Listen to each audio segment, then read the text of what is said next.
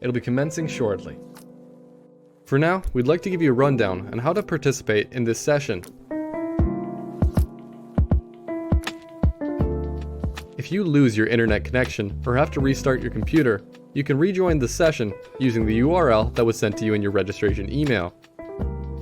To have a smooth experience while tuning in, we recommend using Google Chrome if you're using an internet browser. If at any point you feel that the presentation is too quiet, try one of the following tips to resolve the issue.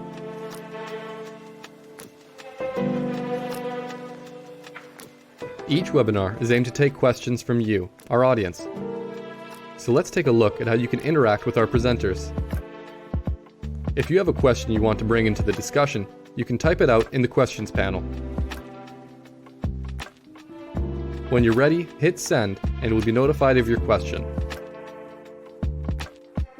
Once we receive your question, we'll do our best to integrate it into the conversation. Just note that though we do our best to hear from each of you, it may be a busy discussion, and we won't be able to get to everyone's questions. The Sikh Research Institute's mission is to provide educational resources to Sikhs to lead a guru-inspired life. As a global, non-for-profit organization, we produce original online courses, research papers, videos, podcasts, events, and books to create the richest source of Sikh knowledge online. We hope you enjoyed this session, and if you would like to watch it again, or would like to show a friend the webinar, most of our sessions are recorded and put up on our YouTube channel.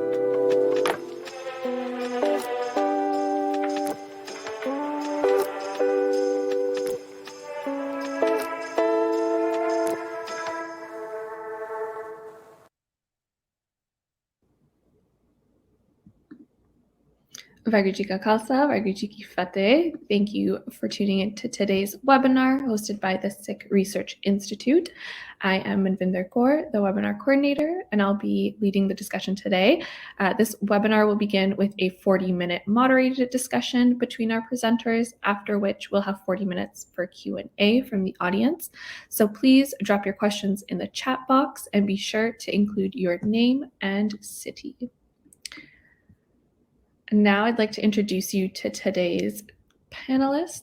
We have Harinder Singh. Harinder Singh serves as the Senior Fellow, Research and Policy at the Sikh Research Institute. He's a widely respected educator and thinker who is deeply in love with one force, the oneness that radiates in all. He co-founded the Sikh Research Institute and the Punjab Digital Library, organized the Free Akal Takht movement, and envisioned Kaur and Singh Academy. His current focus is on availing the message of the Guru Granth Sahib to global populations and developing critical thinking in Sikh institutions. He currently resides in the United States with his wife and 2 children.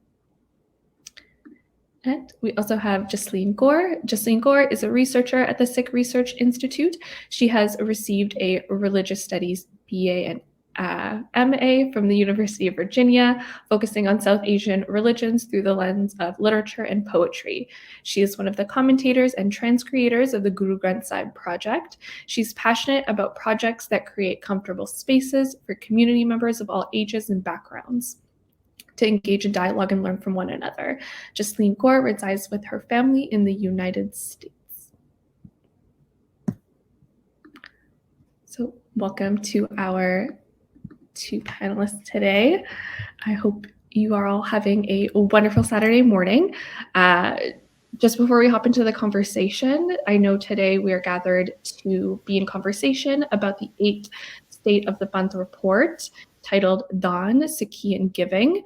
Just to give you a little bit of background information, the State of the Panth series, they report on matters affecting either a large sect of Sikh populations or a perspective on critical issues facing the human race at large. So the State of the Panth report surveys self-identified Sikhs on their stances in regards to critical issues and questions.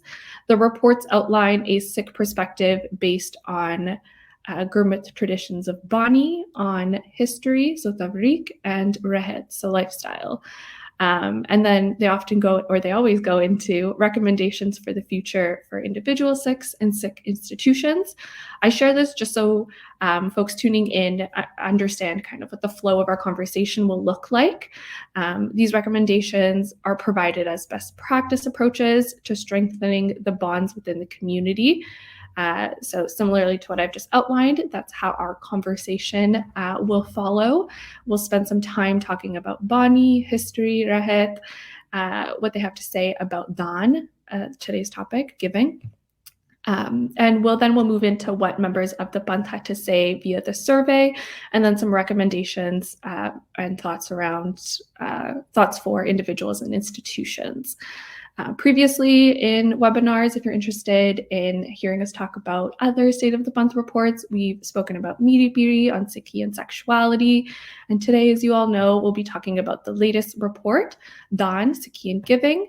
I guess in thinking about what giving is, contexts that come to mind for me as someone who lives in the Canadian state, I think about giving, like the giving season that has just ended, perhaps shifting into the new year, reflecting on how to move into the new year with intention. Maybe we set New Year's resolutions, whatever floats your boat.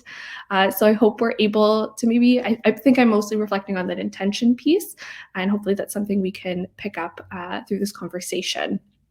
And I guess in the Sikh context, I'm thinking about prominent organizations, including nonprofits such as the Sikh Research Institute. I'm thinking about Thus Fund, maybe where we're choosing to give. We're trying to see which organizations out of Sikh-centered ones that we want to donate to or give to, what principles or ideologies they adhere to. So kind of delving into that conversation that we have with ourselves, but providing some context through Sikhi. I remember this survey coming about last year. I remember it was maybe titled Sikhi and Philanthropy.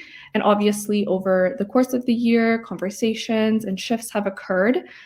Maybe to invite our panelists into the conversation today, Jasleen, I'd love to know why Dan was chosen as the topic for this report.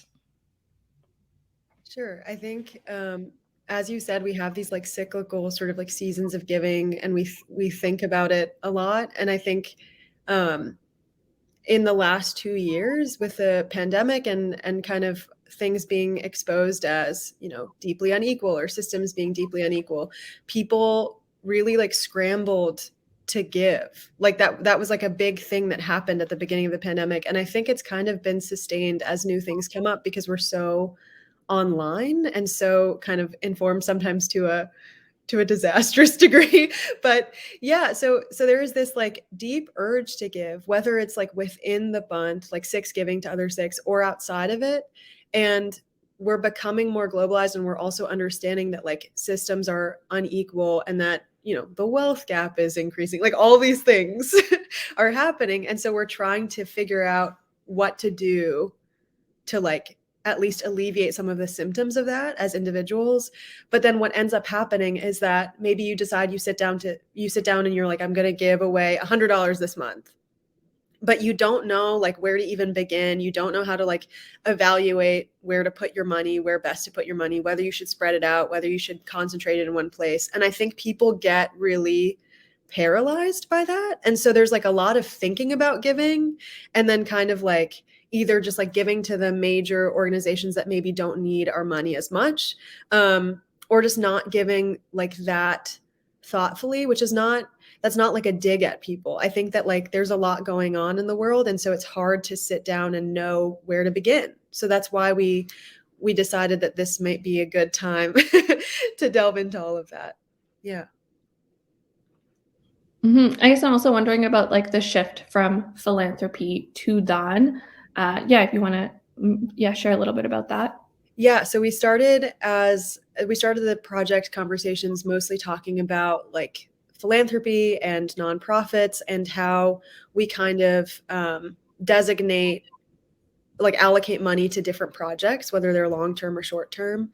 And then when we started to think about that, we realized that we had to actually understand, like in its like most basic, which is kind of a misnomer because it's so much more like complicated and multi-hued than I think, at least I thought going into it. We had to understand what giving is in the Sikh context before we could even think about anything else. And so, like, if you read this report, which I highly recommend you do, the Bani section is almost 20 pages. And there's a reason for that. It's not just because we like to like hear ourselves talk, you know. There's so much to just that one word, to Dhan, and how it relates to just foundational principles that we hold. And so the like idea of giving becomes complicated and multi-hued and much vaster than we originally thought, or maybe we think in our like day-to-day context. So before we can even understand like institutions giving, we have to understand how giving sort of impacts us as individuals and how we see that, like our role in that. And then also we knew from our conversations and from just like looking into Sikh history, we know that philanthropy is like a very recent idea in the way that we think about it, especially like in the West, in our context.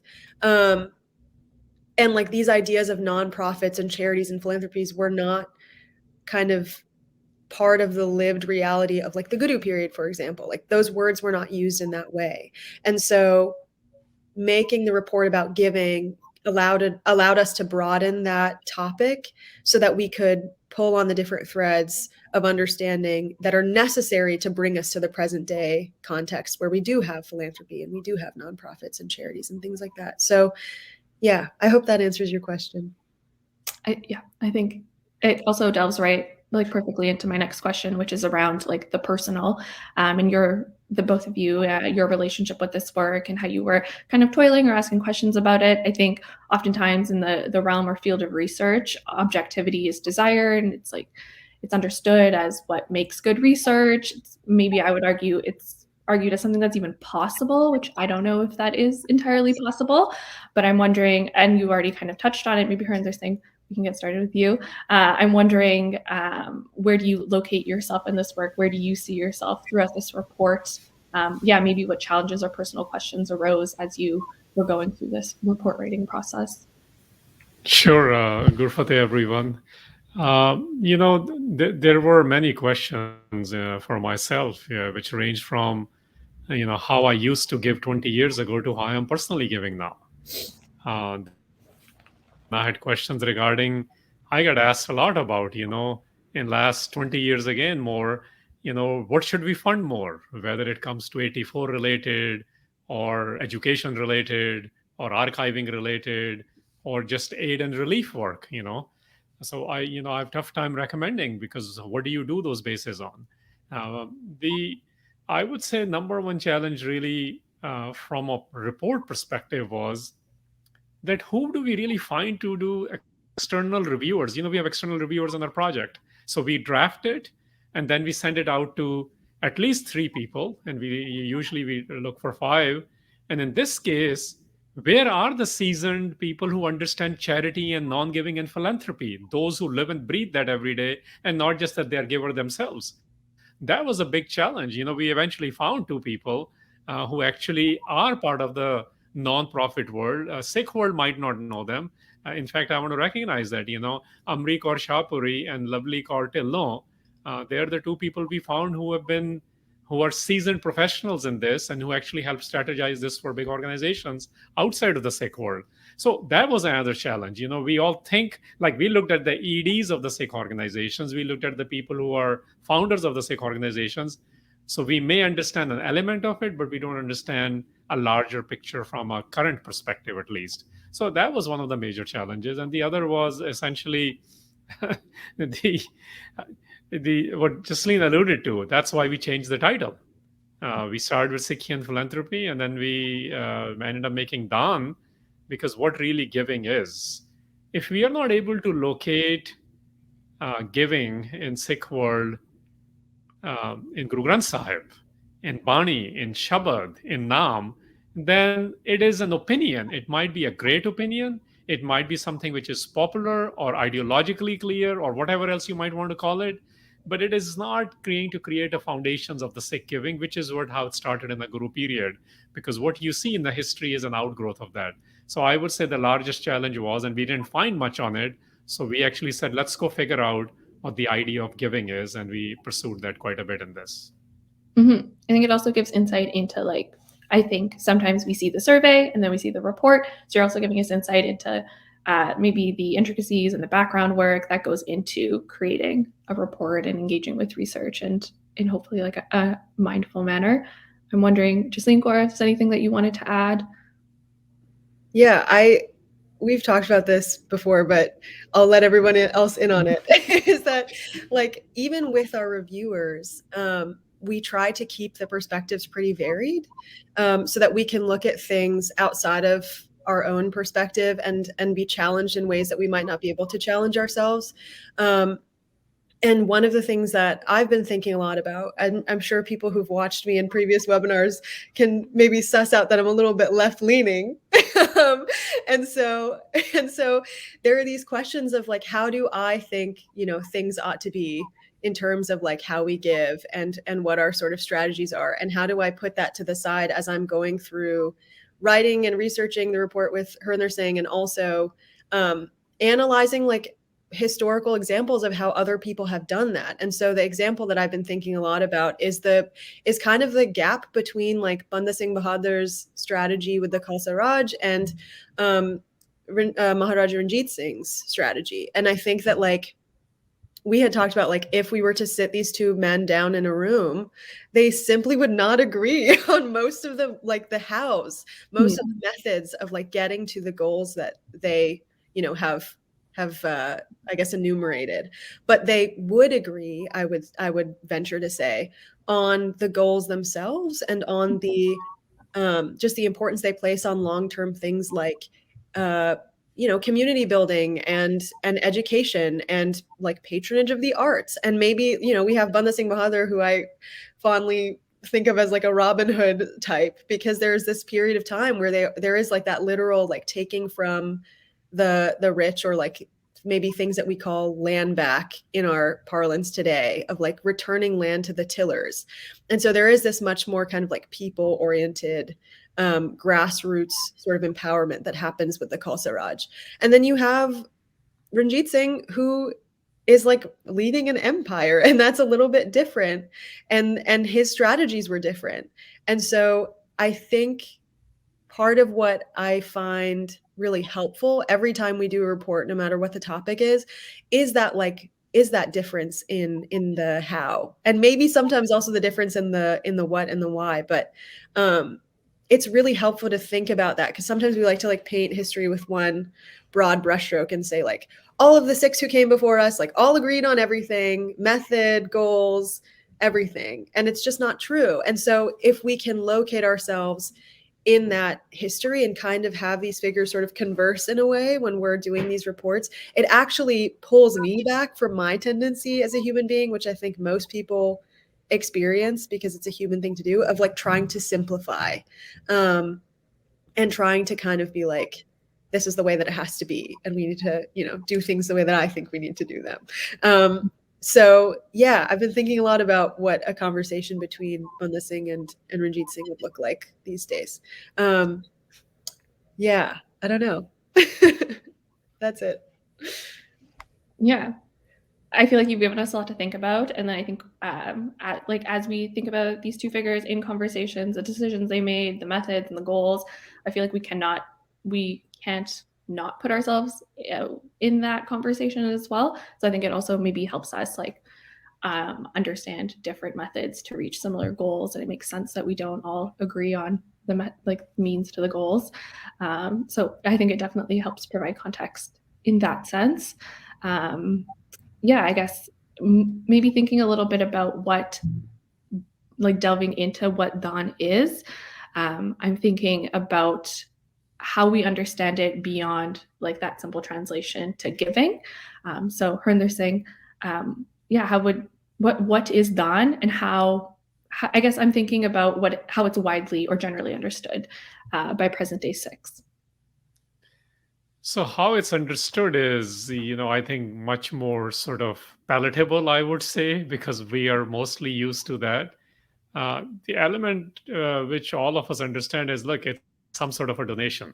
We can call it whatever we want. Sikh vocabulary has the word dan in it. But the more popular Sikh vocabulary in last 50, 70 years, even if you have purchased a pothi or a gutka, you'll say it says peta, which means offering. And that's what it's called when you do matha take. It's a peta. When you take gifts to the guru or to the gurdwara, it's called peta. So my point is the verbiage has shifted, but the understanding is that you are physically giving something. It's monetarily giving something. It rarely has been invoked for intellectually or from man giving something. So very popular understanding has to do with material wealth.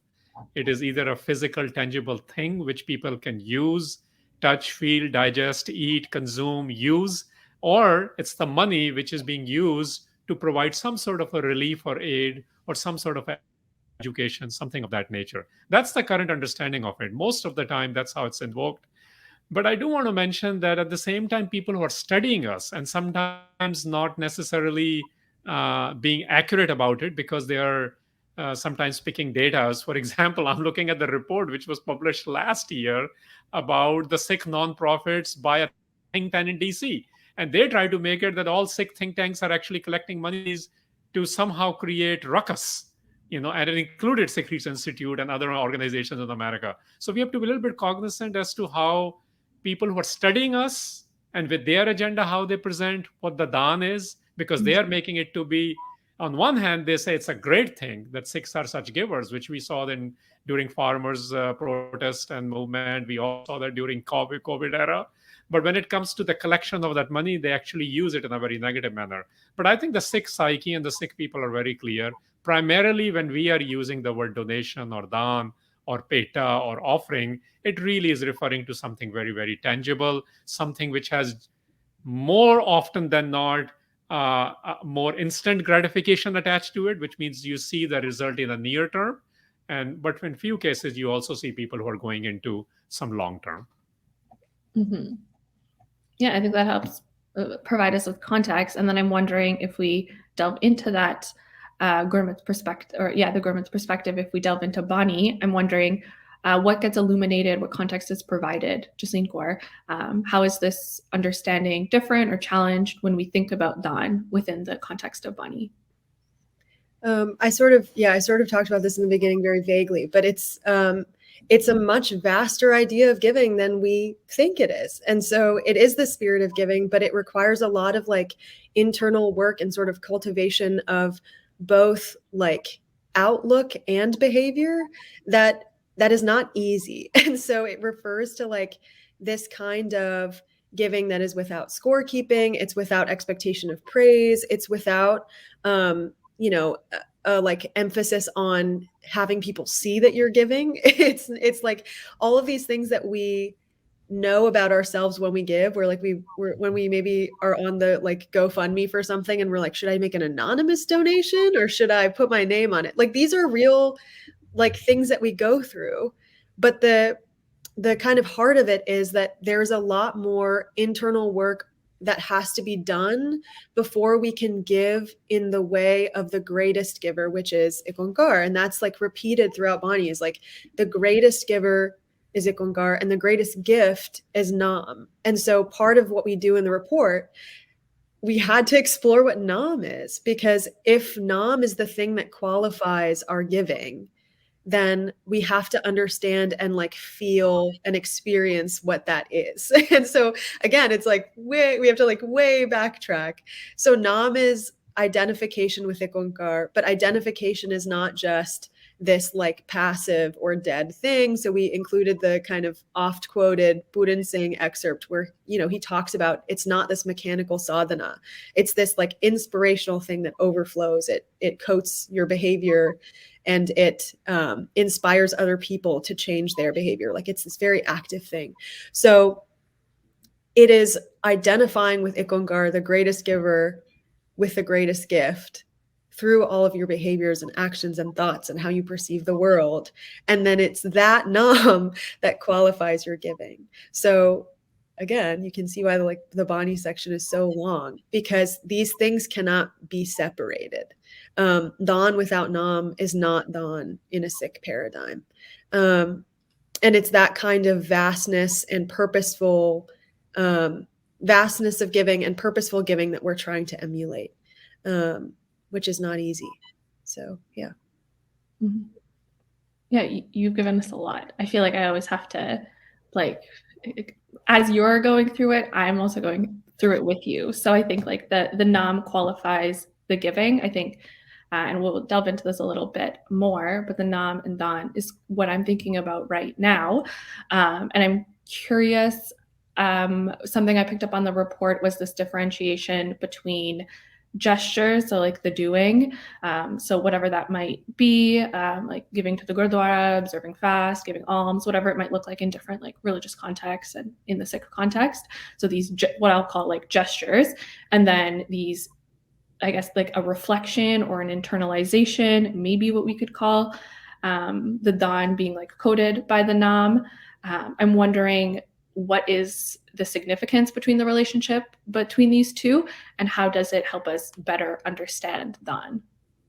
Yeah, so there's multiple shabads that we've included in the report that where the Guru kind of plays on these gestures, as you call them, like, and it's not to say don't do the gesture. Like, I want to be very clear about that. It's not saying don't do these things that make you feel like, you know, you're connecting in some way. But there's a lot of, and we know this in like classically religious terms, there's a lot of gestures that we do because there's a very clear like reward for those gestures. And that's true in most kind of religious practice. Like, there's something that we do because we think it's going to get us somewhere. And Sikhs do it too, right? Like, if I do, you know, an akand pat, maybe I can get this. Or if I do this, then maybe I can get this. Like, there's these things that we do where it's this, we think there's an exchange between us and the giver that is very tangible and very based in kind of that scorekeeping. And we're like tallying off things that we've done and gestures that we've done and hoping that it gets us something, whether that's like something we want in this life or some kind of comfortable abode in the next life. So all of that is challenged when we think about Dhan, because that is our tendency, is to like think about this exchange in that way. And so like I think we have to understand, and this is something that we talked about in the report, that like ultimately we're actually not the ones doing the giving. So even the things that we're giving are from the greatest giver, like they're from Ikonkar. And if we can understand that, then a lot of things go away, like the scorekeeping and the like transactional nature of our giving and the expectation of some kind of reward, and also like an attitude of lack that I think sometimes permeates things. Even like the wealthiest people, I mean, that's the joke, is like the wealthiest people, sometimes they give the least. And it's like, you know, everybody does that kind of tallying and calculation because we are kind of operating from this idea of like, I have to hoard my own things and keep my own things for my own people. And because of that, we're not able to like live out that vastness. So the reason that these gestures get mentioned is not to condemn them or tell us to not do them. It's to urge us into that understanding that even if we're doing these gestures, like who is really the giver? And what are these gestures really for? And where is our brain when we're doing these gestures? Like, are we doing all of this with some kind of expectation? And so I think that's really like relevant to what we go through on a daily basis in our relationships and in our like giving. And I also think then that, you know, we talk about this Nam-Dan-Ishnan paradigm. So I'll kind of introduce Ishnan because it's literally a cleansing, right? So we see people doing this in various like purifying sort of bodies of water at various holy places, and it's supposed to do something for them. It's supposed to cleanse them, remove their sins. Like, there's all these ideas we have about this physical cleansing. So the Guru also takes that gesture and says, yeah, that's how you understand it. But also Ishnan is about clarity in our purpose and in our actions. And it's like, it's not about this physical cleansing. It's about like being able to be expansive in our perspective and in our understandings, so that our actions can also be vast and emulative of Ikonkar. So all of these gestures, which I think is really like a cool thing, get played on to kind of be reimagined and understood in a different way as being within that paradigm that we say, so we talk about so many times in this report, which is the Nam-Dan-Ishnan paradigm. So everything that we think is surface level is like deeper by like 100 levels, basically, when we talk about these gestures and our ideas about giving and what comes next. Mm-hmm. I guess, I feel like this is also helping. Perhaps we're not like consciously or actively going into these like hundreds of levels. So maybe this like helps illuminate and like maybe helps put us in conversation with the multiple levels and the deep meanings that something as maybe previously thought as simple could actually be like much more complicated. And I guess you've already mentioned it, the Nam-Dan-Ishnan. I think that frames a lot of the Bani section, and I think it also frames a lot of the rest of the report. I see it, I guess, I saw it translated as identifying, giving, cleansing. And in my brain, I'm like, oh, that's very linear. You do the identifying, and you do the giving, and you do the cleansing. But of course, like that's not it, or that's not simply like the one way to look at it. So I'm wondering, Harinder Singh, what does Dan mean in the context of Nam-Dan-Ishnan? If you wanted to share a little bit more about that. So, I'm listening to two of you go have this conversation and just explaining it. And I'm going to pick out a couple of those things to answer that, right? So it is complicated, but remember, Gurbani is for everyday people. So it is simple as well. So we can complicate it as much as we want, but then we have to say, okay, what is it really telling us to do? So the first part there would be, look, let's start with where we are. So Guru Nanak Sahib actually tells us in Bani, when we are giving, what we are really thinking is this. Again, if you are that ideal exception, I'm going to say this 1%ers in a different kind, not the 1%ers we are used to. So 1%ers of Virle Keike in Gurbani, it's something even maybe probably less than 0.1%. Who is not thinking this is less than probably 0.1%. That's the number I'm using. But what Guru Nanak Sahib is telling is, what are we really thinking when we are giving? He's like, De mange, sahasa guna, sob kare sansar. So even if you take it at a physical level, because that's what we understand the most, right? And then we can go to metaphysical or the non-physical. He says, when you are giving, when I am giving, I'm actually expecting 1,000-fold in return. There is an internal generosity gene in me, or that genome in me is expecting that. And now non-profit reports are saying it's good to give because it makes you feel good. But Guru Nanak Sahib is elevating to the next level. But there is this intentionality somewhere in there that you're expecting 1,000-fold in return back. De mange. While you're giving, you are expecting, you are asking for from whatever your one force is, from Ikko to various worship modes, which Gurbani actually references. In our worships, we do this as well. Sob kare sansar, but we don't just want that in return 1,000-fold. We are also expecting fame and recognition. That's our condition. Nothing wrong with that condition. That is our condition. So how do you go from that condition to the Ikko condition, right? And that's where the Gurbani and the Gurus come in. That we know where we are. Giving is good. Giving is good for everyone. But let's see if we can go beyond this. So that's how you become the giver, like the ultimate giver, who is Ikko, who is the force of the world. So Nam-Dan-Ishnan in Guru Granth Sahib is oft-repeated phrase. And we have actually cited multiple shabads where this is repeated, but I'll just use one line, very simple line. It says, Gurmukh Nam-Dan-Ishnan. Gurmukh is the guru-oriented one, the wisdom-oriented one. How do you become wisdom-oriented? When all three come together. So it is physical. Like Justine was explaining, nothing is being told, don't do it.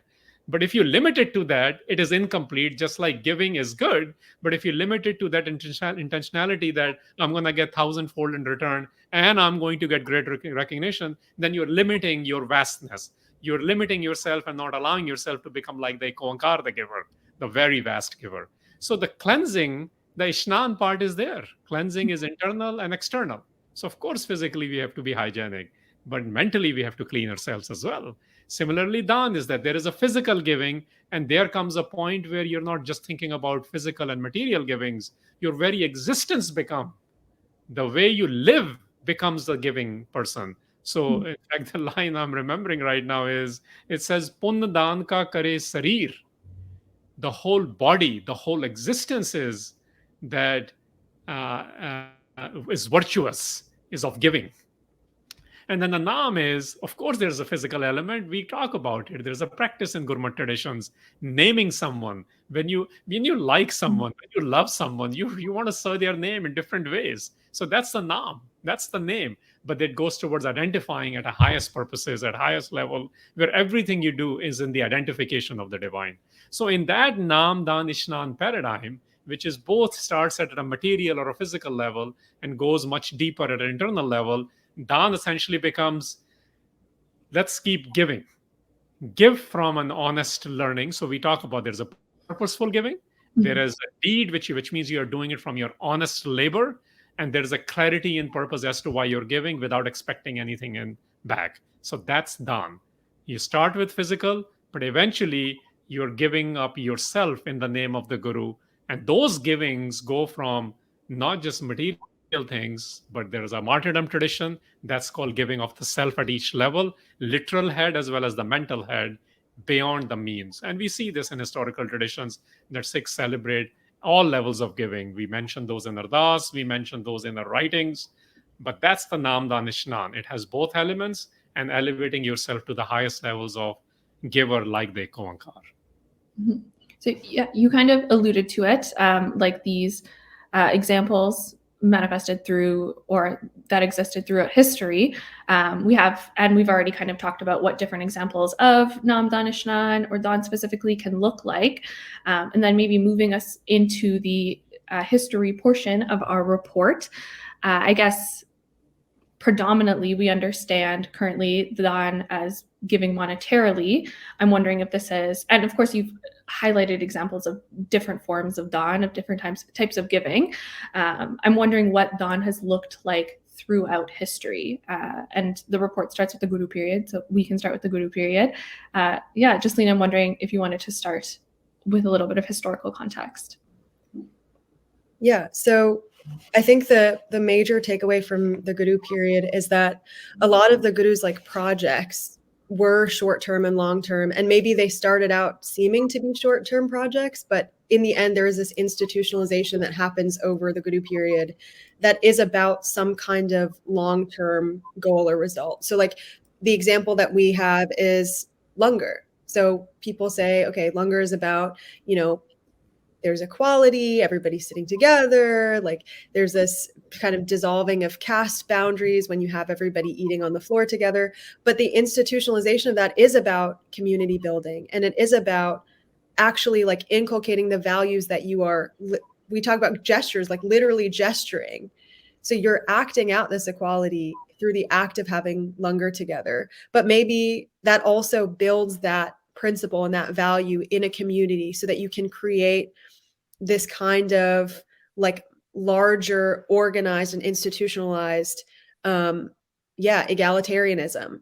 And so one of the things that I think we maybe don't think about as much when we think about Dan is the establishment of these cities. So like we have Kartarpur, and that's like seen as an enactment of the idea that Guru Nanak started the Raj. So it's not like, this is not just like heady stuff where we're giving a little bit of money in one place and a little bit of money somewhere else. It's like long-term planning that is required, which I know sounds more sort of boring and tedious maybe than we want it to. But those things are required to build up a Panth, like a community of Sikhs that has these values that they share between them.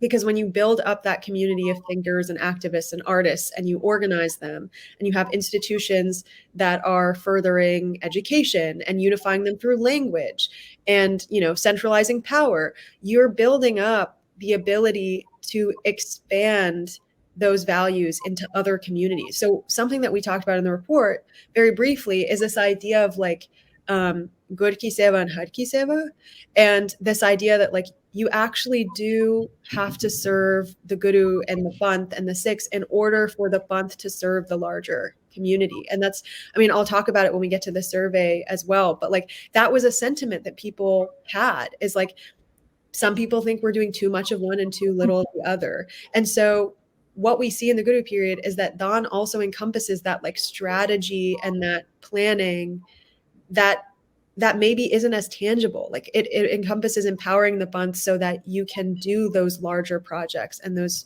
more long-term projects. So I think that's something that we don't think about that much. And those communities are kind of, they're examples that we can use now when we kind of tell ourselves that like things are this way and they've always been this way and they always have to be this way. If we can kind of do that work of the long-term planning and strategy and understanding the needs of our Panthic community and the larger communities that we're a part of, then, I think that's the vastness of Dhan that we can actually like implement and act out in the world, rather than just like, our small givings. If we can expand the vastness of how we understand Dhan, then we can also start to understand how to emulate that planning in the Guru period that I think that we've kind of lost a little bit. Mm-hmm. And I think maybe this is a section where you're referring to achievable utopias. And I guess, yeah, like what I'm reflecting on is maybe the idea of these utopias as like physical spaces, and then a little bit of what you just shared around these, maybe not a physical space, but more like leading through ideologies or like inhabiting the Dhan or emulating the Dhan. I'm wondering maybe if you want to elaborate a little bit more on what a community built on the principles of Nam-Dan-Ishnan looks like, and what achievable utopias could, or maybe things to keep in mind when thinking about achievable utopias. Yeah, sure. So, I mean, in the case of Kartarpur Sahib, like we know that the principles of Ikonkar are like, that's what this achievable utopia is founded upon. So that means that we're eliminating like the priestly class, we're dissolving caste divisions, we are actively like working towards an egalitarian society. And there's like something deeply revolutionary in that. And so we see that, and we see that with like multiple cities that are founded. We see that with Anandpur Sahib, with Guru Gobind Singh. And in his, something we talked about in the report is that he actually bestows ownership of that land onto the Sikhs, onto the community. And there is this idea that like we have collective ownership and collective responsibility, and that doesn't mean that everybody's giving the exact same amount. It's that everybody's trying to do what they can, what their capacity is, what's in their capacity, whether that's monetary or not, to build these communities. So that didn't always look like people being able to give money. It also looked like people donating labor, and so that's not, I mean, none of that is like foreign or far away from how we can be responding in our current situations. I think like we have these ideas of mutual aid and we have ideas of how to organize, but maybe we're not necessarily enacting them all the way. And there might be an argument that like we have to have a literal space, like a literal city or a literal nation state where we can enact those things. But if you look at, the later historical period where we have like the British in India doing their thing, we have all these kind of attacks on our institutions and our kind of like sense of self in a way. You have a response by people who are outside of those positions of power, who are able to kind of address the needs that aren't being met by the state, or to address the things that the state is deliberately doing to break down communities or to disempower people or to immiserate people further. So we have examples of how to do that even within the sort of nation states that we exist in now. And we've done it. And I think, we can continue to do it. So this idea that there has to be a space is not necessarily true. But I think something that I take a lot from the Guru period is how much like imagination has to go into that. Mm-hmm. And I know that seems like a fluffy sort of, word to use, but it's actually, if we don't imagine anything outside of what we can currently see, then we're not going to be able to build those kinds of communities that we saw in the Guru period. It takes a really large amount of kind of imagination and also like deep logistical work to get to that point. So I understand the notion of physical space being necessary, but I would disagree with it. I think that we've seen how we work within the spaces that we have when we don't have that kind of like physical community all the time. I don't know if Hernder Singh, do you want to add anything? Or disagree? Sure. I mean, the conversation started out with the utopias, and I was smirking a bit because there we go again, trying to figure out a Western model. Sir Thomas More was riding a fictional island in 1516, and Guru Nanak had created a reality in Kartarpur by then. That's the difference. Yeah. Let's think about that. So when we think of, and Sir Thomas More is my hero, don't misunderstand me. I understand what he was doing with the reform, with the Catholic Church and the Church of England and all that stuff. But the point is, the Gurus actually had made that a reality when the leading thinkers in the West at the time are actually imagining that. And that's the difference. So what I want to say is, look, let's apply this in the post-Guru period, because this is where we really see what Jasleen was saying fully into action. But Khalsa Raj, as Banda Singh Bahadur delivered, was not imagined in South Asia. It happened with, as we say in Punjabi, with the Thapada of Guru Gobind Singh. That's the anecdote. What is behind that anecdote is all the military campaigns, all the physical and strategic plannings, all the monetary, administrative, and governance systems. All of those things come into play. This is how it happened. Then we have a second round of those in the Missile period. It was not imagined for 700 years, guys, 700 years that an indigenous person can capture Lahore. It was not imagined, but it became a reality in 1765 when Sikhs did it. It took everything we had. Our Nam-Dan-Ishnan is what I call it. This is what Jassa Singh Ahluwalias of the world were like, right? And then if you look at the third element of that in Ranjit Singh period, there was no native empire which the natives were able to establish, which the British weren't able to capture. But it was not just imagined, it was become a lived reality. So how did he, in his lived reality, because now he is the empire, actually, Ranjit Singh. So he created more than military campaigns then. A lot of all the major gurdwaras we know today, including the ones left in Pakistan on the side of the Punjab, guess what? They were reconstructed by him. The whole education system of Punjab spent more money per capita than the British Empire did. And this is how everyone got educated in Punjab. So the point being, and we cite all these things in the report, that when Jasleen said she's wondering or she's imagining what Maharaja Ranjit Singh would be saying to Baba Banda Singh Bahadur, I think they would be pretty much aligned on the why. Because they actually both were, for the record, initiated Sikhs as well. Yes, they had imperfections. That's not what we are discussing today. And in that, their why was very much aligned. The what and how has to do with the eras you live in, the community and the realities you live in, the empires you live in, the resources you live in, and the governance systems you live in. And that's exactly what they did with the collective efforts of the community, which first created strong institutions. That what Gur Ki Seva means.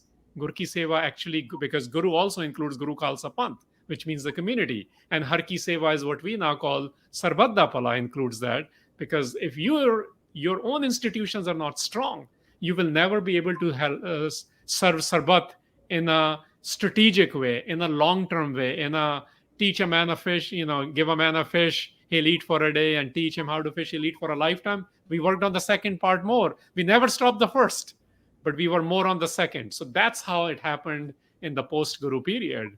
And they were very much things which were beyond imaginations of the people and the empires, and they actually disrupted them and created the new systems.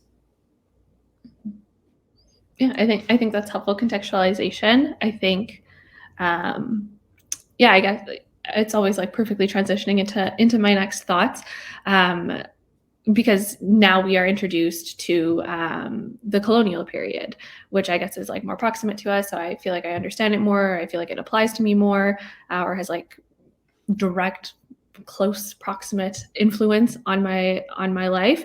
So with this like move to the the colonial period, we're also introduced to the diasporic context. But before we move into like diasporas, I'm wondering about the role of institutionalization and what shifts came about because of institutionalization that happened in the colonial period, and how that institutionalization has been transported, if it has been, to the diaspora. So yeah, that's a great question, because now we are coming into the kind of the terms we're starting to use, right? Well, we have when you have a confrontation with the new realities, in the post Maharaja Ranjit Singh period, systems are changing, and they are looking into how the organized way of the larger hegemonic culture does these things. So Sikhs are addressing that as well. They are forming their communities. Some are more focused just on education. Some are more focused on working with the British Empire. Some are more focused on fighting the British Empire. Some are more focused on creating a renaissance through literature. Some are more focused on, let's send people to the West, to the Harvard even, to learn how to have the best educational systems within Punjab. So the shift is happening because they're getting more project focus, is what we might call it today. Earlier, so the one thing which happens like this is that the shift is there is more project focus. There is understanding of alliances. Many a time alliances don't make sense, but they do make sense. But I want to bring it back to the Dan part. So what happens with the Dan is a similar thing. Then there's a codification of that. Actually the codification started in Guru period, and the most contemporary account we have is Pai Nandlal Goya, and Pai Nandlal Goya uses these three words, Nam-Dan-Ishnan, again. The giving comes from there, and then he gives a word which we are used to today. He's the first guy we are able to locate in the history and the codification of the Sikhs, and he uses the word daswant in his writings. So daswant then becomes this idea of the 10th, as we are used to in the religious systems. But the principle in Guru Granth Sahib is kich hathon de, that you give some. And those who are committed then, those who are saying we are part of the Panth and are also initiated, and rest who are aspiring to become initiated, they said, let's put the money to actually change the things. And that's where the daswand idea came. So daswand then became a way of articulating a budget, if I may call it that, because then you have a particular sources of revenue, and those revenues are being used for particular projects or campaigns or revolutions. So that's what you see happening between sort of post 1849 to 1920s, and elements of those are carrying forward, because after that you see these, when the British fully took over, then they introduced these ideas of what we now call non-profits now. In India, they were called, and they're still called. I mean, the Registration Act of 1860 is still relevant in India, which is about having a society or having a charity or having a private trust. So those kind of vocabularies get introduced under the British period. Sometimes they are also used to intermingle with the Sikh affairs, as we see with some of the larger non-profits Sikhs have. But essentially, the current formation starting to take shape because the legal systems are now in place and indigenous systems are being replaced. Mm-hmm. So yeah, you kind of already covered it, but I guess to delve further into the Rahit section, I guess like some things I'm picking up on is like it's project based, we're thinking about budgets, and of course like perhaps these are like simplified terms of understanding what's happening in the colonial period. Maybe this like privatization, maybe I'll use like individualization, whatever we want to, however we want to understand these shifts. And it also is sounding like there's a shift. Yeah, and I'm wondering when that shift occurs from, or I guess you covered it already, but from Dan to Dasvand. And then I'm also reflecting, I guess, on the codification of this shift. So in the Rahat section, it reads, if one has taken Amrit and is not giving Dasvand to the Guru, then one is breaking their commitment to the Guru and is akin to stealing from the Guru. So I'm wondering if you want to say, I guess my question is around the codification of Dasvand. Look, I'll make it very relevant. When I was learning to delve into the Sikh non-profit world in the mid-90s, I remember Time magazine had an article with a cover story called Mormon Incorporated. Everyone was fascinated. Who are these guys while the world is making fun of them? And one of the things when I looked into was, and few of us who used to talk about these, we said, you know what, almost 60% of them gave the swand in Sikh vocabulary, their tithing, right? So, well, guess what? Sikhs were doing this in Guru period. So what happens is when you have an organization of a community into a panth, how do you think the langars are being run? How do you think the cities are being built? How do you think campaigns against the Mughals are being fought? You need horses too, right? And that's why Guru Hargobind Pasha says, we don't need Romales anymore. I'm adding that up. But he did say very clearly, we need Kodes and Shastars, which means we need, because this is, the horses and weapons were the need of the time. So codification definitely happened. We have it in writing, in the writings of Pai Nandlal Goya. And then we see in several Rahatnamas which are exploring this, because Rahatnamas are personal explorations as to how they understand the code. So in those codes, the line you read comes from there. And we see Pai Khan Singh Nabha even 100 years ago writing this. So the Swand became codified in the Guru Gobind Singh Maharaj period with the Khalsa's advent. And then explorations of those, the Swand, I don't want to mislead, because I think it sounded like we were only project focused. No, I also said that we were revolution and revolt focused as well. There was no monolith. The idea was, like Jasleen said, she's left leaning. There are people who are right leaning. There are people who are centered. We have every shape of people even today. Guess what? 100 years ago, we had them too. Some fought the British, some worked with the British, some said we'll work with the British to fight with them internally. And some said neither, we're going to be independent. So all three got funded. Who funded them? They raised money at Gurdwaras just like today. They raised money through their networks. Even if you have seen popular movies on Sardar Udham, you'll see what the Gurdwara was doing in Punjab to inspire him to be a giver of a different kind, and what a Gurdwara in Southall was doing, at the time it was Shepherd's Bush, to inspire the monetary collection so he can buy what he needs to take care of what he needs to.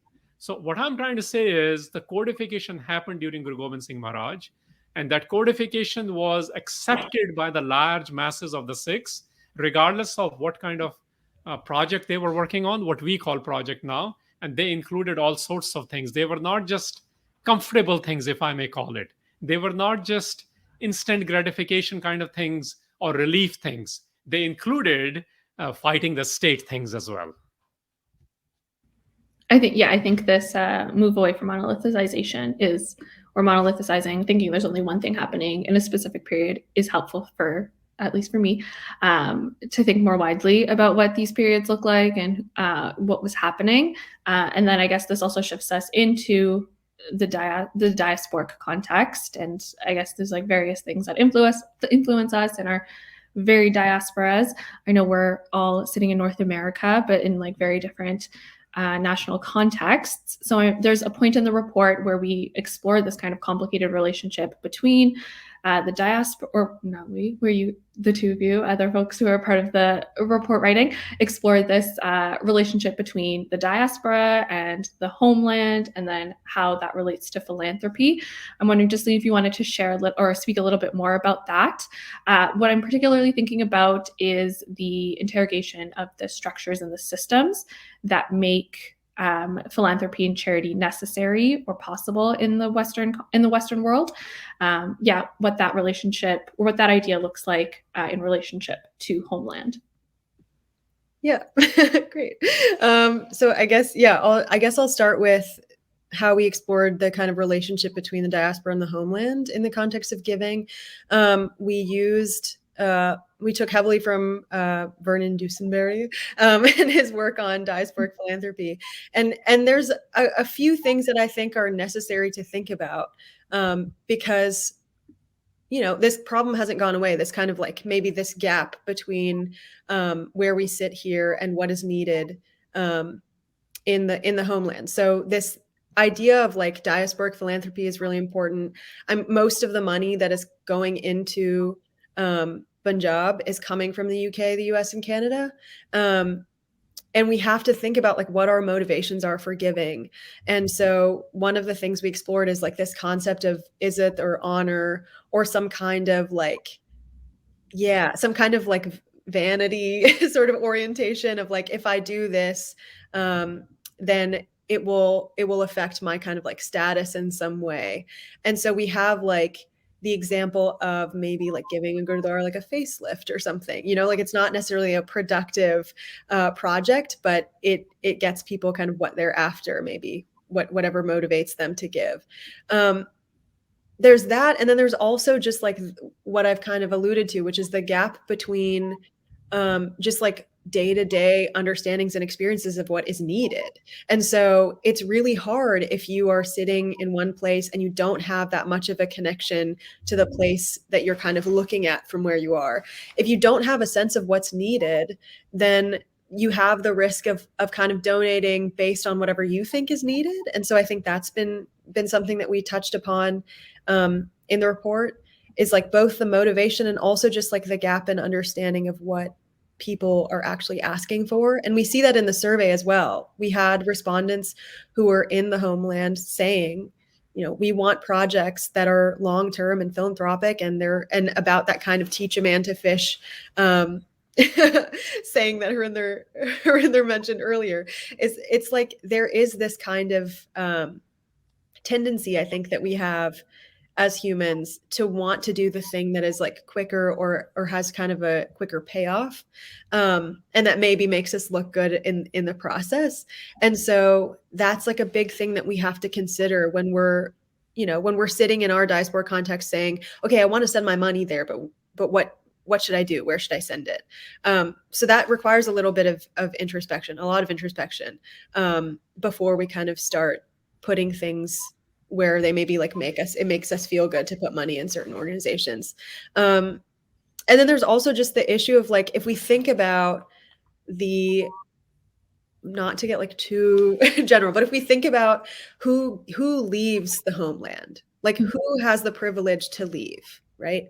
We have to think about caste. We have to think about class. We have to think about these things that make it easier for certain groups to leave the homeland and maybe make a lot of money that they're then going to send back. And so whose needs are not being addressed? Because if I'm like a person who is from what we now call like the oppressor caste sort of group, and that's like my family history, and I've come here because of the privilege of my grandparents, and I'm looking to give money to maybe places that I like vaguely know, who am I more likely to know? Like, we have to think about all these things and where money is needed, but it's not going.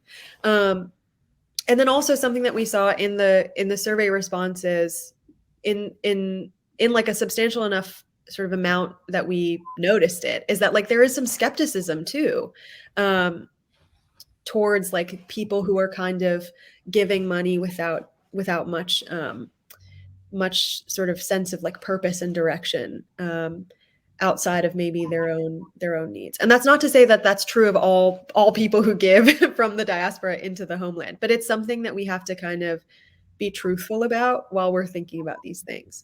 So that's one complicated thing. And then the other complication that you had asked about is this idea of like what structures and systems make philanthropy and charity and like nonprofits, you know, possible and necessary in the Western world. So like I said in the beginning, we have to acknowledge that like Sikh conceptions of giving and charity and philanthropy are rooted in this Gurmat perspective and in our history and in our Bani, like they don't actually jive with Western notions of philanthropy. They're like fundamentally different from our original conceptions. And so like we have to understand that philanthropy in a Western context is a lot of times a thing that reinforces colonial divisions. So we say this in the report, like us versus them, have and have nots, and then like the rich and the poor. So these are all things, again, that we have to acknowledge, and not just acknowledge, like it should inform our behavior when we're like trying to figure out how to give. Because, you know, I'm thinking about like the news, I mean, maybe it's not that current anymore, but like the Freer and Sackler families, or the Sackler family, not Freer, the Sackler family, and the opioid crisis in the United States, you know? So there's this idea that like, if wealthy people maybe are making money in a way that is not honest labor, like we talked about in the beginning of the report, that like Don actually also is qualified by like how you're making that thing that you're giving, like what is your labor honest? So if there's this dishonesty in labor or this aligning with things that are harmful, something that we see is that like wealthy families or wealthy institutions that maybe are involved in something that is not so kosher, then use philanthropy as like a PR move. So like this is another thing that we have to keep in mind. Again, it's not true of everyone, but like these are all questions that we have to ask. How are people making their money? It's not just, is Jeff Bezos donating? You know, it's like, how is Jeff Bezos making money? And is it rooted in what we call our Sikh paradigm? So is it rooted in this like egalitarianism? Is it rooted in fair treatment? Like these are things that are really important. And so I know that that's like, it feels funny to write a whole report on giving and then to be like, but there's so many things complicated about it. But that's the reality, right? And so if you can acknowledge that and also acknowledge like our material reality as it is right now is this way, this is how things have to happen because of the gap in wealth, like then you can understand also how to change those things. And I know I said imagine so many times, but also act on your imagination. But again, that requires all that internal work, because we couldn't have those imagined and then realities of communities that are utopias on earth without that foundation and without the work that is necessary. Because it's not just that the Guru is perfection and therefore we can have these imagined communities become a reality. It's that the community around the Guru, like the devotees of the Guru, the Sikhs of the Guru, have to also do that work to build that foundation and kind of agree on that goal and then carry it out. So yeah, I think that's a very long-winded thing, but these are complications that we want people to really be thinking about. And sort of the point is that if we want to give vastly and with purpose and with intention and thought, there is a lot of this work is necessary to understand the systems in place and to understand how you can best sort of do your part. Yeah. I know you said that, yeah, like you wrote a report on giving and then you shared that it's much more complicated than that. But I think that also helps us maybe start in like actualizing what giving looks like, how we are, how we have the monetary funds or how we're getting the money that we are going to be giving. I think it helps us like interrogate those aspects as opposed to being like, this is giving, this is how you do it, go off and do it. But like you have to engage with those like tough questions. And I guess I think like in your first part, you were speaking about like where we're giving and understanding like what the needs are, and understanding, I guess, as something I come across in like my nonprofit work within with other communities is around this like savior complex that we adopt when we are giving, maybe to people within our own communities, within communities in the homeland, and how sometimes that feels like a natural instinct, being the savior, giving the money, and then actually like stepping back and being like, okay, how am I earning this money? Is that also done in a way that adheres to principles that I want, that also adhere to the way that I want to give? Hope that made sense. But that's kind of what I'm picking up, the like where we're giving and how we're thinking about where we're giving and our own positionalities in that, and then how we're attaining that wealth as well. But to move a little bit to the survey, just to give everyone a little bit of context, we had around 726 respondents from 23 different countries responding to this survey. Among other questions, one of the ones that were asked was around what most informs perspectives on the effectiveness of Sikh nonprofits. So people, around 60% of people said impact or outcomes are what is most important to them when they're trying to assess how effective a Sikh nonprofit is. People also said transparency and public relations or social media. And I found that last one like very interesting. I suppose, yeah, I'm seeing these measures, or how people think, how people inform themselves on how effective a Sikh nonprofit is. And I'm wondering, given these like complicated relationships, Justine, that you just talked about, how did you kind of see in the survey how individuals how individuals are understanding their own giving through a Sikh lens. Yeah, I think so. I did allude a little bit to the sort of diaspora homeland relationship and how that was reflected in the survey, and this idea of like serving the Panth versus serving like a larger community, I guess, or serving all of creation. So that came up quite a bit in the longer responses of like what people are seeing that they would like to see change. But I think the biggest thing that surprised us was also that I guess maybe it didn't even surprise us, but like this idea that like PR is really important to how people evaluate an organization. And I think like it's really like it. I mean, I understand it. It's like if you're looking up an organization and you're thinking about donating, you might like go to their website. If the website like hasn't been updated or you can't see kind of any tangible evidence of the work that they've done, then you're less likely to donate. And so there becomes this this maybe like leaning onto PR as a larger element of how we evaluate an org, just because it's like faster and kind of easier and like it's a visual thing for us. So I don't think that was surprising. I think that given what we've seen, we have a tendency to donate more to shorter term things that have a quicker payoff, because then we can see that what we've done is actually making some kind of tangible difference in real time. And sometimes we don't like to wait. But then that's paired with the majority of respondents, which is like, I think it was 54%, said that they were more likely to give to long-term philanthropic projects, which that was really surprising because we evaluated basically like the wealthiest orgs, which are mostly located in the US, Canada, the UK, and I think Australia and Malaysia. We had a couple from there.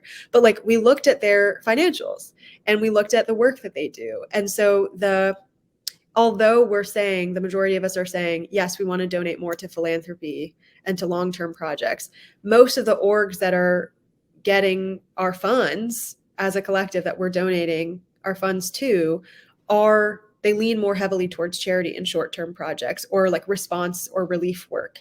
And so that's just like I think I'm wondering a lot about like why there's that disconnect. And I think, Harinder Singh and I talked a little bit about like, sometimes when you're like thinking about how to give and maybe you don't have as much money, you want to like maybe spread your dollar a little bit more or try to figure out like the most effective way to donate. And so that becomes like maybe a thing that people consider. And then they say, okay, maybe it's better for me to donate to a charity rather than a long-term project because I only have X amount of dollars. So that, I guess, that was surprising because we also we gave them like a hypothetical and we said, assuming that our like budget for the like global Sikh nonprofit group is $300 million US, like what percentage of that money has to go to philanthropy in your opinion? And so most people said 50-50, 50% to philanthropy and 50% to charity. And then the next most common answer was that actually 60% of our money should go to philanthropy and 40% should go to charity. So there is this like, at least in principle, this understanding that we ought to be funding philanthropic projects, long-term projects, more than we're funding shorter-term charity projects. But it's just not, there's some kind of difference in our behavior. And we don't have the answer for why that is. It's just something that is really surprising. Harinder Singh, is there anything you want to add? I'm going to go back to a Guru period example, maybe to demonstrate that at organizational level. So we like to talk, and this is from PR angle a little bit, and it's covering that as well, Pai Kanhaiya. But what we forget is that while there was one Pai Kanhaiya, which was facilitated by 100 Bachatar Singhs, and that was the project of Anandpur, that it allowed us to actually go to that levels of service providing. So if we come to today's, in the nonprofit world, SGPC has roughly, I think we had 2019 numbers is what we used. Their budget is 162,000. And the largest relief budget in the world outside of the homeland is Khalsa Aids. It's almost $5 million US. So you have those budgets available to provide that kind of a work, which they both organizations claim to be doing large amounts of that. SGPC does many other things. We can be critical of where they spend or not, but that's what they publish. Now, the question for us would be the complications and the disharmony, perhaps, which we are referring to. And $300 million is not an unfounded estimate we came up with, because if we look at all the data available to us, we were already able to account for more than $200 million between the three largest Sikh nonprofits in India, SGPC, DSGMC, and Chief Khalsa Diwan, as well as about 10 or so, which the countries Jasleen mentioned. But in addition to that, Singapore as well, because it has some large old philanthropic organizations of Sikhs. Look, the questions for us are very, very, very, very simple right now, if you ask me. The complication, it is at a personal level. Where do I give? How do I earn? Am I earning right? Those are personal questions. And that's good. That's what cleansing is.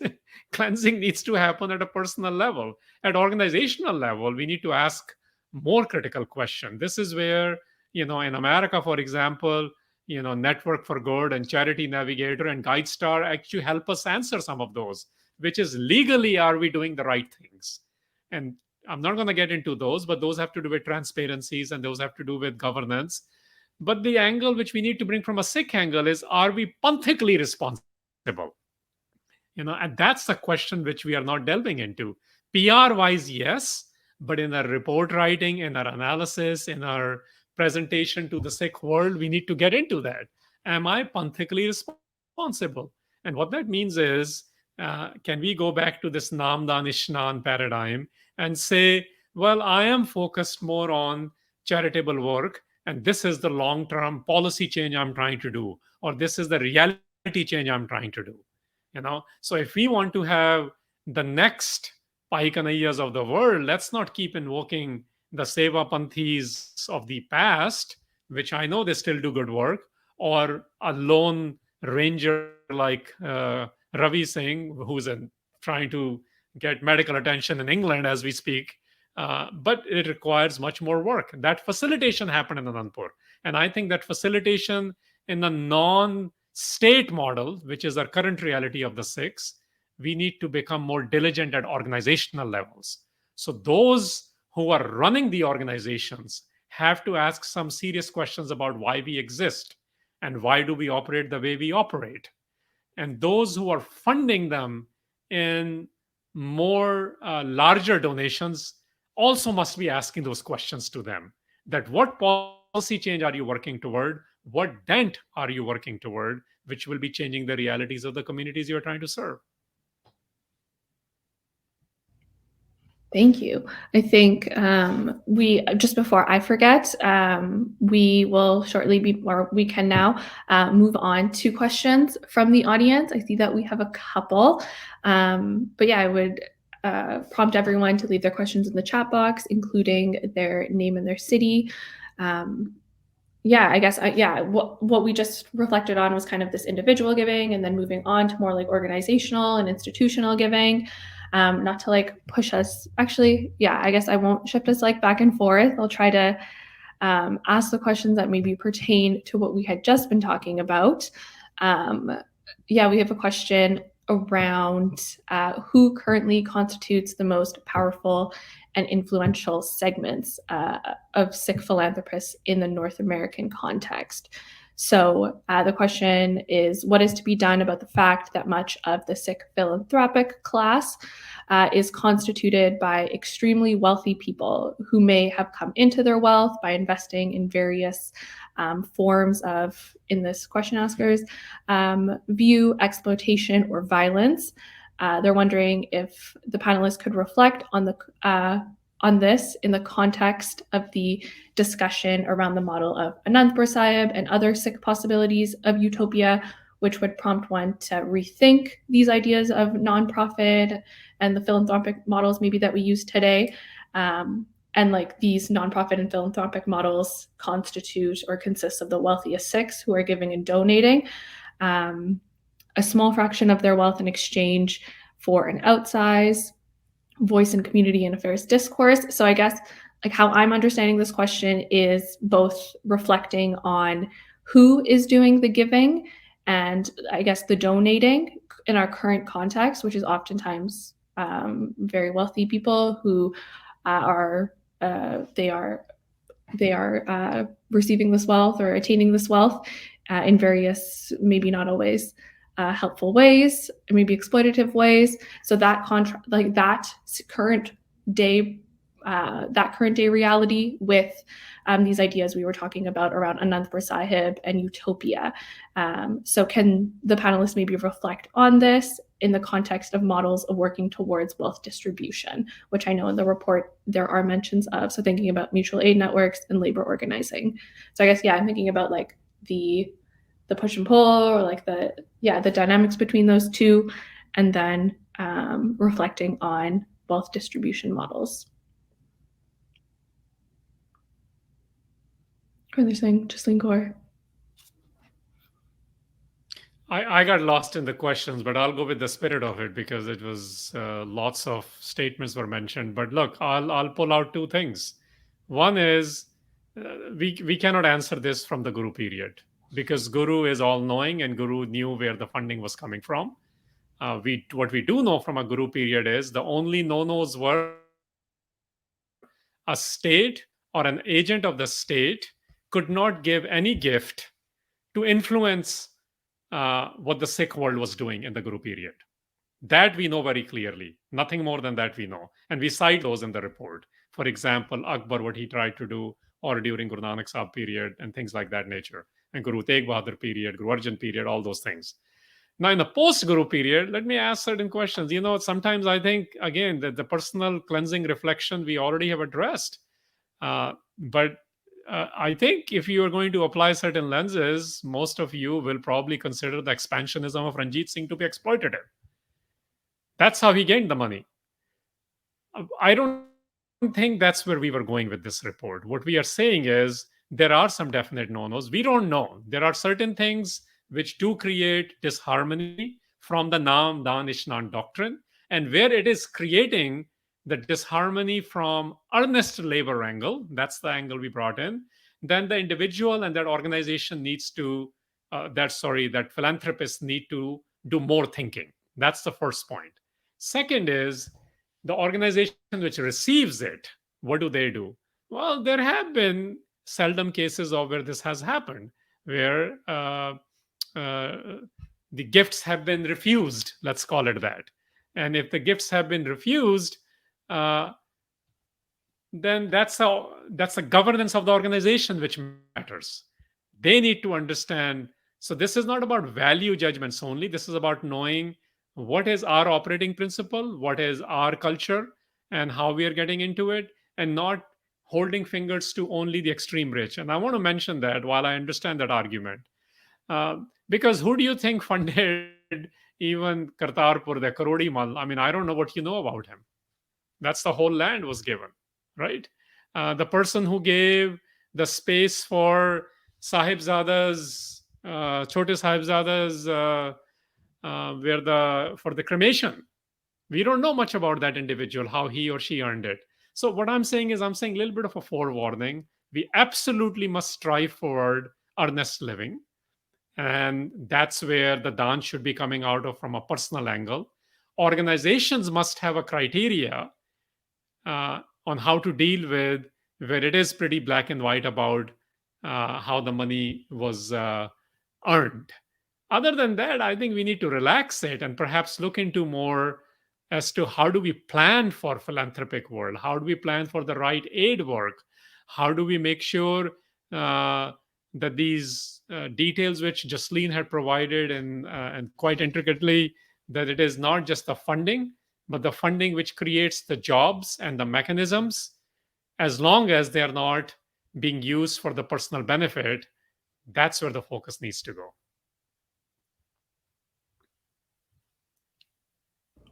Jasleen, I'm wondering if there's anything you want to add?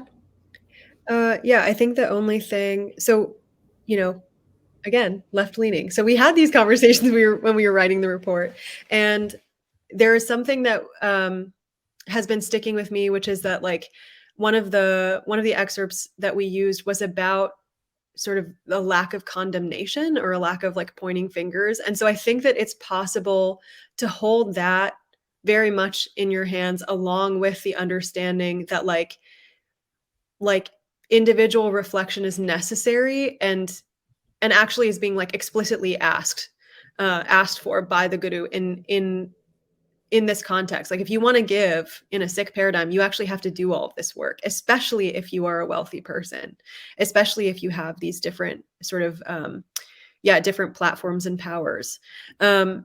I also think, though, if we look at the Banda Singh Bahadur period, especially, it's not, you can actually also not condemn people and also actively fight for a more equitable society. So like if we can hold all three of those things in our hands, if we have enough room, then I think that's the sort of thing that I would offer, is that like individual reflection is necessary. And like me pointing a finger at someone saying like, you've made your money from, I don't know, like the military industrial complex or something like that. Me doing that doesn't do anything, you know, like I'm not the person who has to answer for that. And the person who has to do that reflecting, that's on them. And so it's like not about that in the situation. It's not about that in this report. But I think the understanding is that like, yes, things are not equal in our society. And like, yes, in an ideal world, we would have those like utopias, and that's what we want to work towards. So it's not just like taking this money and continuing to work within the systems that we have. It's also doing that, imagining, and then that implementing to make an imagined community a reality. So yes, labor organizing is important. Yes, mutual aid is important. And I am very much on board with all of that. So, but I think there's a way to kind of look at the totality of our history and understand kind of the maneuvering that is necessary and the working together that's necessary, even if we don't agree with the means through which somebody has earned. And even if we say like, maybe that means that through which somebody has earned is like violent, like we have to understand that. We have in the Guru period, we have land donations from people who are wealthy and powerful and who are in charge of kingdoms. Like we have this happening in our history. So the question is, where do you draw the boundary of, okay, thank you for this donation, but you actually don't get to have, you know, control over what we do with this.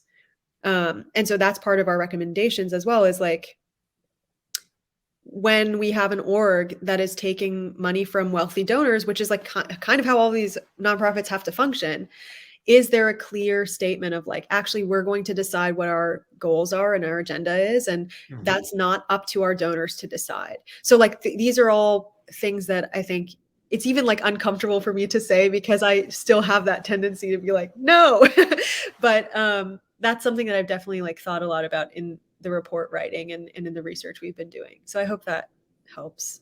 And this is, I mean, that's a great point. And there are many things, Jasleen, I'll be even more left of you, but Sikh world is uncomfortable talking about that. And we are not addressing that. I mentioned it once, you know, in the Sikh narrative, there are people who fight the state.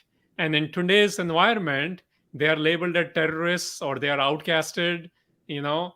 They also, they're survivors, their kin survivors, post 84, they have to figure out their ways of raising monies, you know, which is also an uncomfortable topic, which we must delve into.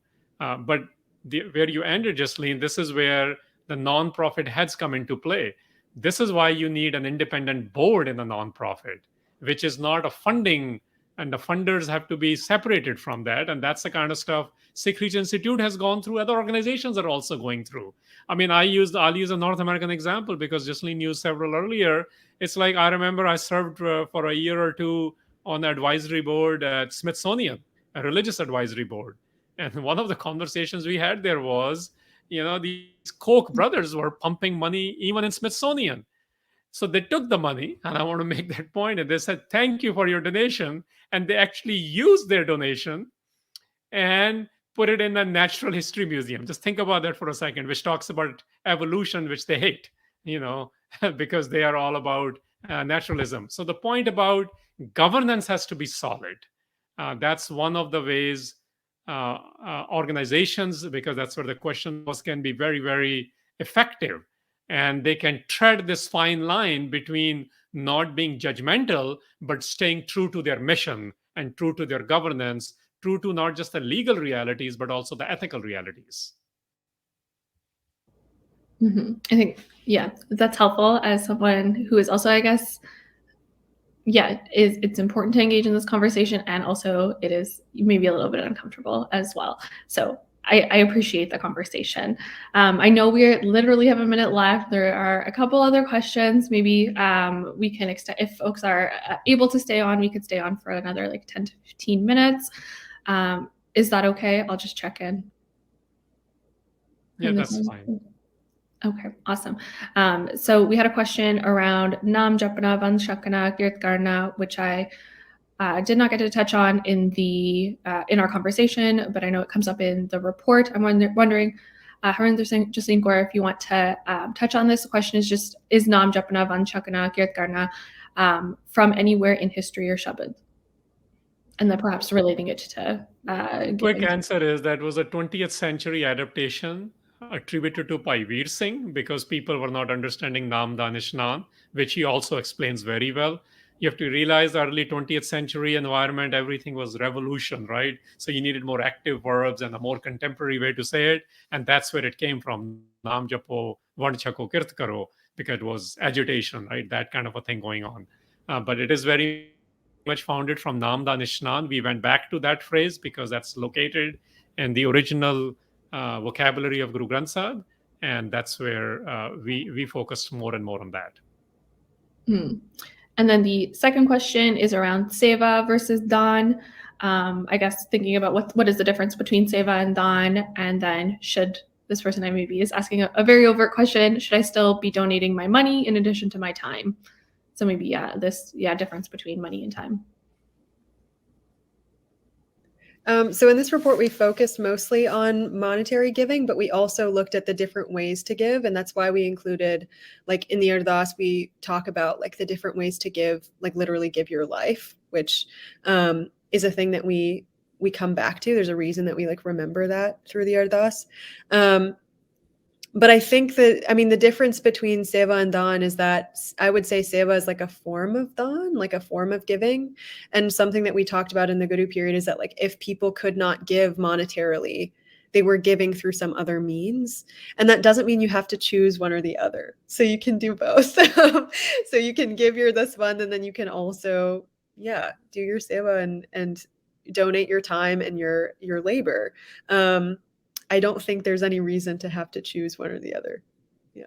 And the other way to look at that, which we did in the report, that when we invoke the phrase Har Ki Seva and Gur Ki Seva, because Seva in its common understanding is physical, but in Guru Granth Sahib, it is also, including on those two phrases, it's also mental or intellectual or spiritual or emotional, which means non-tangible stuff.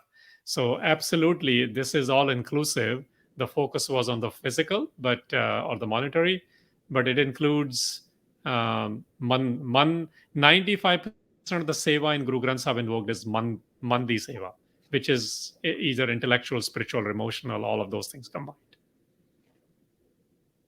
Yeah, I think we also have a couple of questions around, maybe more explicitly, like where are the needs? Where should we be donating?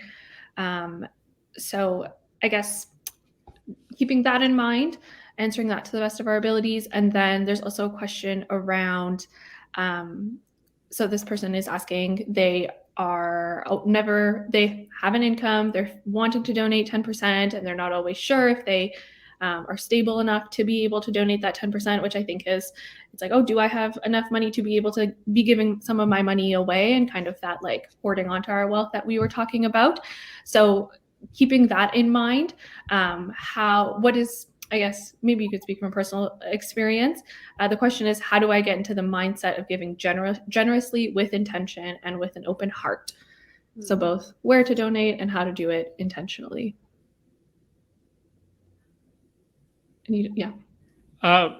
Sure. I can tell you that until I had my first job, I didn't have a monetary donation. I basically had time, and that's what I was donating. When you're a immigrant who can't even figure out how to have enough clothes to wear to high school and be made fun of, you don't have money. So you have other things. So you give volunteer time. So I volunteered at Gurdwara. I volunteered at Ozanam Home for Boys. That's my personal journey, sort of. And then when I started having a paycheck, and by then I had also become um, not just a self-identified Sikh, but also I take an Amrit, which means, I'm saying I'm committed to the Panth. That's what that really means. So then I said, okay, then protocol matters. That's compliance. So at minimum, I need to be giving 10%. It's again a self-enforcement, right? We don't have a Kahal Takht or a state mechanism for the Sikhs enforcing that right now. But where you do, you give taxes. Just remember that. So don't think it's outlying. That's what governments do, because they know how much you make, and they say, well, portion of this is needed based on whatever the politics of the place is that you're going to give back. So I started doing that. And I can tell you that in the last 10 years, I don't want to be in compliance. I've been figuring out how can I get to a place where I live in 10% and give 90%. And in the changing priorities at family and organizations I support, uh, on paper and off the record, it becomes a challenge. But that's what I struggle with. I struggle with, I don't want to be just in compliance. I want to be vast. I want to be expanded. So you give what you have is where you start. In my case, I believe that's what the idea in Guru Granth Sahib is. Ki kich de. Kich is some. Kich is whatever you define kich is, right? And you do it yourself. You don't do it through someone else. And then, as you grow your relationship, your commitments, you start going beyond compliances. And that's my journey. That's what I've understood from not just Guru Granth Sahib, but also the codification in its spirit.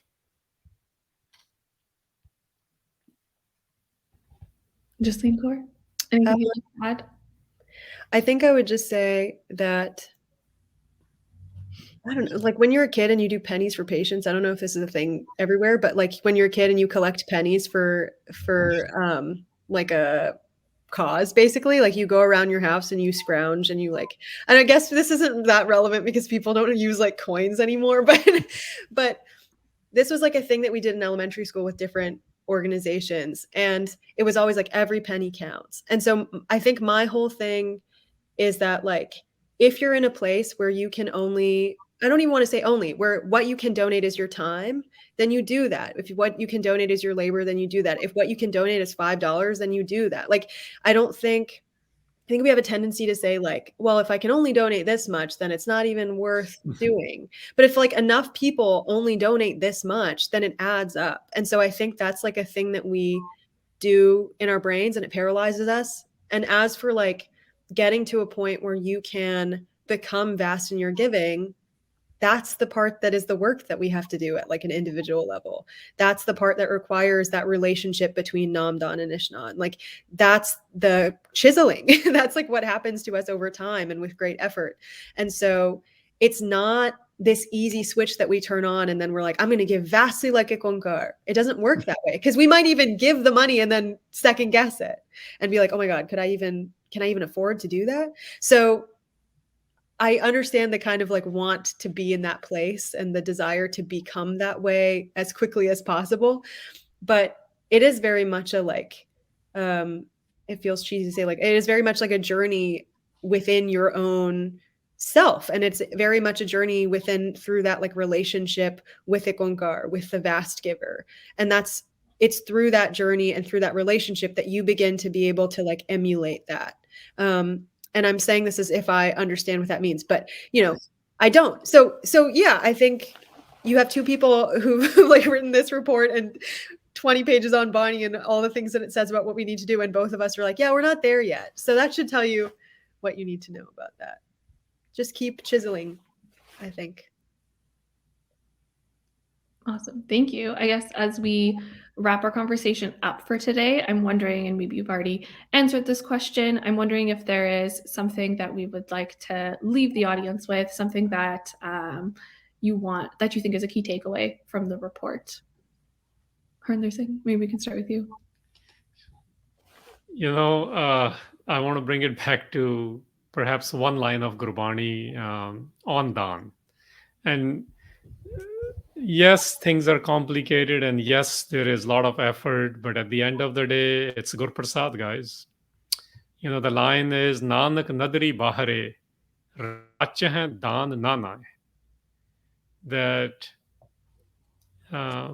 those who are outside the circle of grace, which means those who are not feeling the grace, Nadar, they will not be drenched in neither the understanding of giving nor the understand Dan Nanai, Na is Nam in here, and neither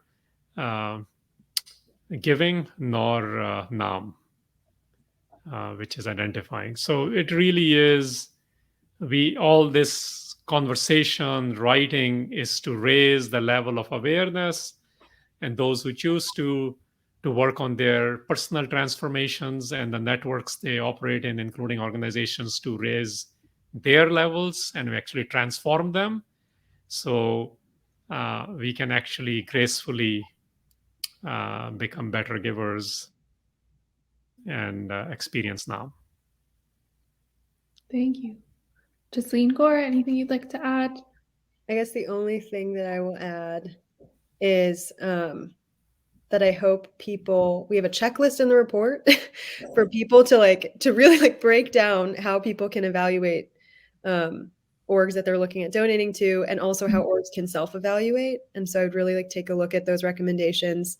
And then I think on an individual level, I would say look at the kind of imagination and vision of the Guru period and the way that came to be, and look at the imagination and vision of the Khalsa Raj period, and look at how that came to be, and use that as inspiration as you do this work that is not easy and that is going to take time, to do that kind of imagining and work towards making it a reality.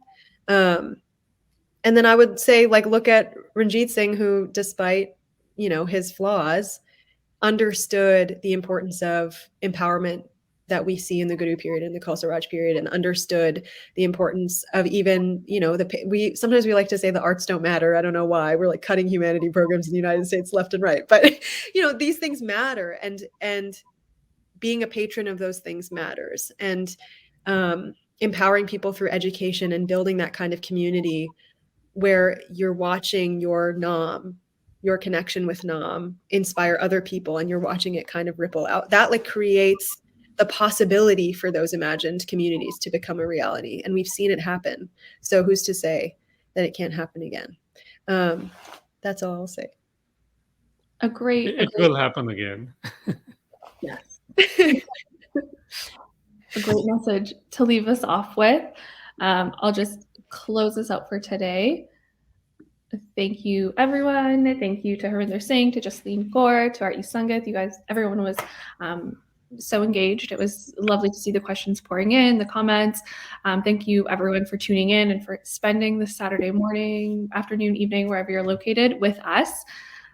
Just before we head out, please tune in for our next live webinar on February 12th, titled Love, Devotion, and I, where we'll be discussing what is devotion. Is it just love, loyalty, or enthusiasm for the object of our love? Can there be love without scorekeeping? How can we come to better understand love and devotion within Gurbani, among other questions? So join us for a raw and awe-inspiring conversation with Dr. Jaswant Singh and Inni Kaur as they share their wonderings about love and devotion in this live webinar.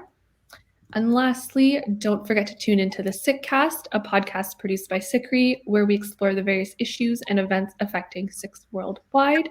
Just as a reminder, as always, a recording of today's webinar will be available within 24 hours.